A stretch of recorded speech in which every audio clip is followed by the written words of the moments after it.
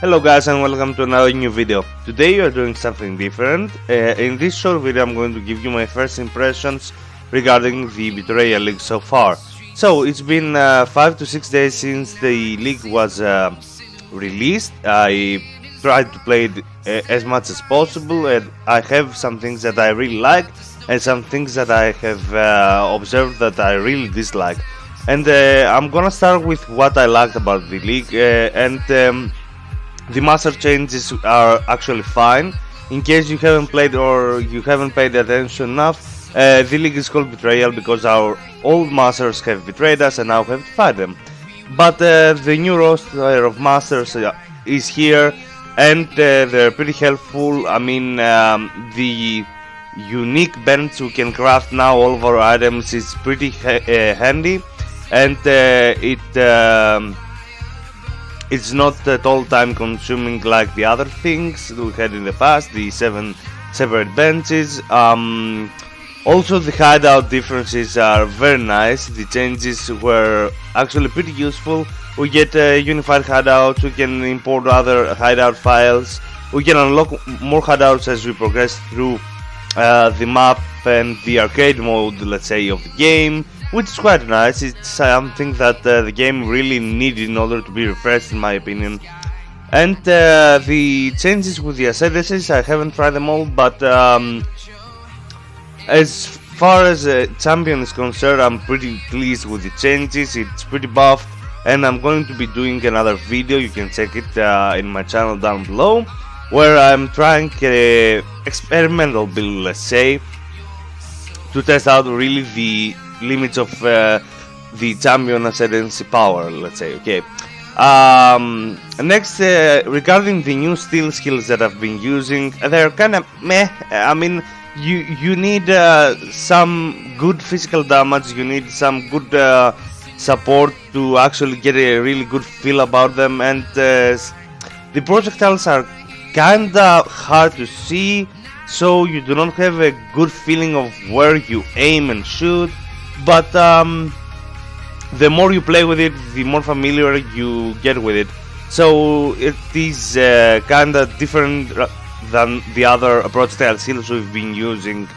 Now, what I dislike about this league? Well, I started the league by trying to level up Stormcall, excuse me, Trickster, with Arc, and even with the Arc being broken, as always, I find that non-meta builds are actually dead, because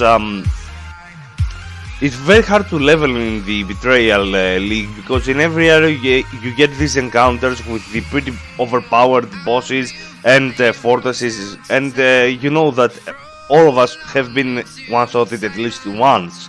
The damage is way too high, it makes the leveling experience way too difficult, and if you're playing a build that doesn't scale early with a few items, or that the skills do not have a very good scaling curve, and they can carry you, you will have a nightmare of a leveling experience.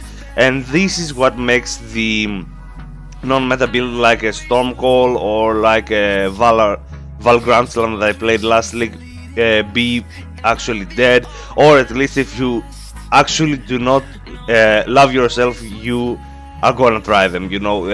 It takes a special kind of mental stability to actually try and level something in this particular league. I mean, last time we had just the sulfide veins and we had the delves, but this time every area has to be cleared efficiently, and you have to build yourself ability up way too sooner than other leagues. Of course, there are some cases where the betrayal encounters can be avoided, but I've found two examples that they cannot. One is that it is the betrayal encounter is located in a specific area of the map, let's say, where you cannot avoid going. Okay, so it is like a key point that connects one side of the map to the other, so you have to go through and actually take some damage, and maybe if you actually are lucky you won't die. And the other thing is that there are some encounters in which if you try to fight the boss, let's say, the boss will actually follow you all around the area. No matter how far you go, it will follow you until either you kill it or it kills you, which is pretty bad in my opinion.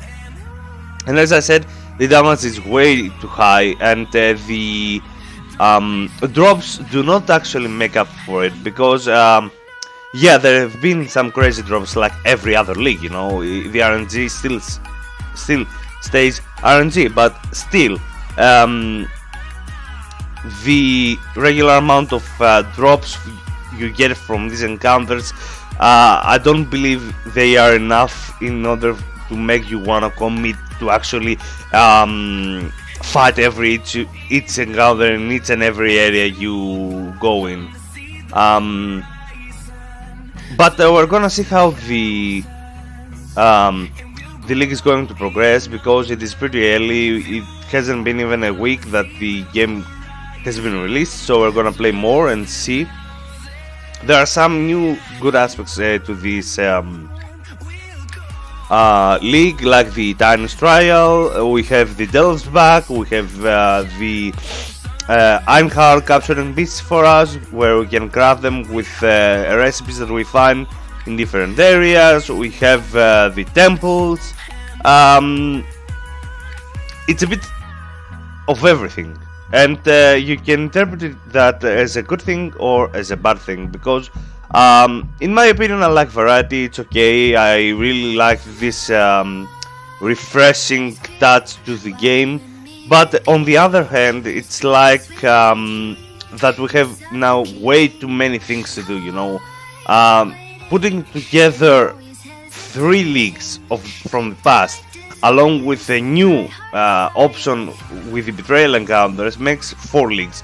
And it's way too much content for 4 months of gameplay, in my opinion, because you get the option to focus where you want. You want to delve more, you want to temple more, it's up to you, but it's actually kinda confusing for new players, and since I'm trying to focus my channel to new players, I can't really say what you should follow. In my opinion, you should just try to focus on what you like more. If you like delving, go delve. If you like the temples, go do the temples. But from personal experience from the last leagues, I would say delve is very much more profitable than the recipes from Einhard or the temples. And that's pretty much this video, guys. Thank you so much for watching. God, I can't speak. Leave a comment down below and tell me what did you love about the league so far, what changes you would like to see. If you believe that the Betrayal encounters are way too overpowered, drop a like, don't be shy, and I'll see you guys in the next video. Have a very nice day.